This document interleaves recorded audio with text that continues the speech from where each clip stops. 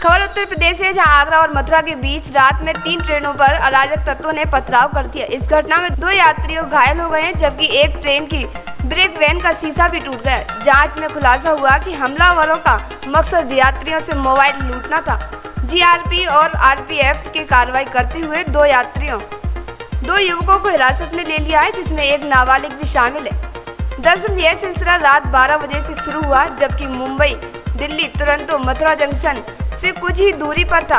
अचानक ट्रेन पर पत्थर बरसाए गए, जिससे ब्रेक वैन का शीशा चकनाचूर हो गया। लेकिन इसके कुछ घंटों बाद रात करीब 2:30 बजे कोटा पटना एक्सप्रेसवे पर दूसरा मामला हुआ। इस बार जंक्शन कोच में सफर कर रहे आगरा के दिनेश को सिर पर गंभीर चोट लगी।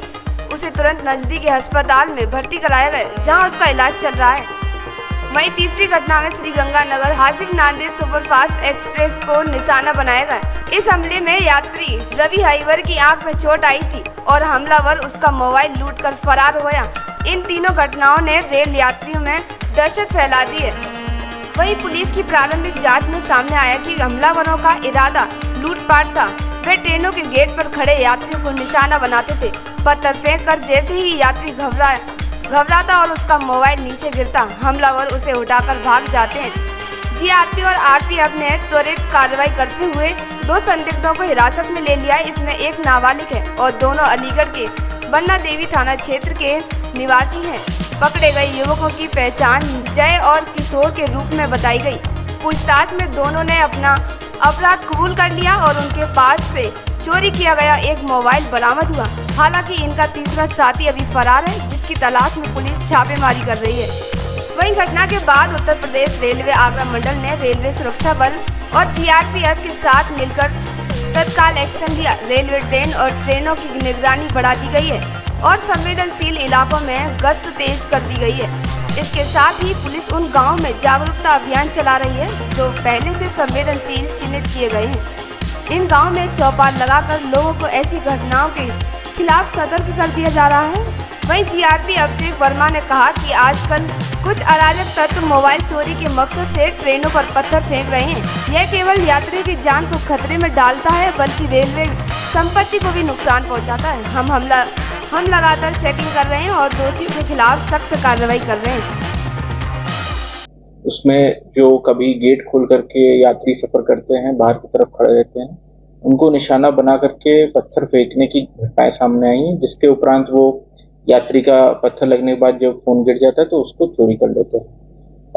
इसको गंभीरता से लेते हुए आरपीएफ एवं जीआरपी दोनों के द्वारा लगातार सघन चेकिंग अभियान और ऐसे गांव और ऐसे लोगों को चिन्हित किया जा रहा है। साथ ही साथ जो हाल फिलहाल में कुछ घटना मथुरा जंक्शन के आसपास हुई थी, जिसमें पत्थरबाजी करने के कारण एक व्यक्ति घायल भी हुआ था, उसका मोबाइल भी चोरी हुआ था। उस घटना में कुछ लोगों को आरपीएफ द्वारा गिरफ्तार किया गया है और जीआरपी द्वारा भी इनसे पूछताछ की गई है। और जो घटना में उस व्यक्ति का मोबाइल चोरी हुआ था वो भी बरामद हुआ है। ऐसे कुछ गांव जो आगरा और मथुरा के आसपास है एवं इटावा के आसपास भी है, जहां इस तरीके की घटनाएं बार बार प्रकाश में आती हैं।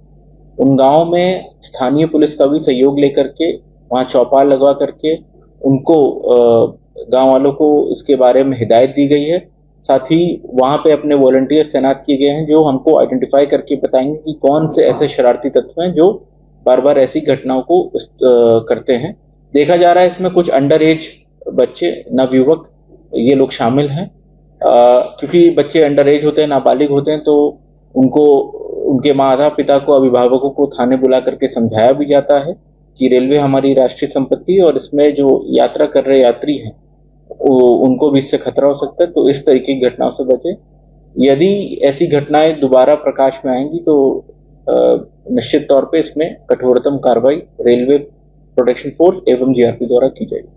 लगातार देखने में आता है जो आउटर जो होता है सबसे ज्यादा वही सेंसिटिव होता है, वही इस तरह की घटना, तो क्या वहाँ चेकिंग बढ़ाई जाएगी या की जाएगी? जी बिल्कुल, ऐसे कुछ गांव हैं जैसा मैंने आपको बताया, उसमें रात के टाइम पे और दिन के टाइम पे, स्पेशली रात के टाइम पे कुछ हमने लोगों को डिप्लॉय किया है। देखा ही जा रहा है इसमें जो खेत में काम करने वाले लोग हैं, कई बार वो भी पत्थर लेकर के शरारत के तौर पे फेंकना शुरू कर देते हैं।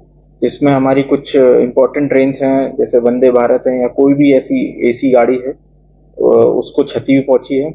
ऐसे गांव को हमने ब्लैकलिस्ट किया है और लगातार जीआरपी, आरपीएफ एवं स्थानीय पुलिस को उन गांवों में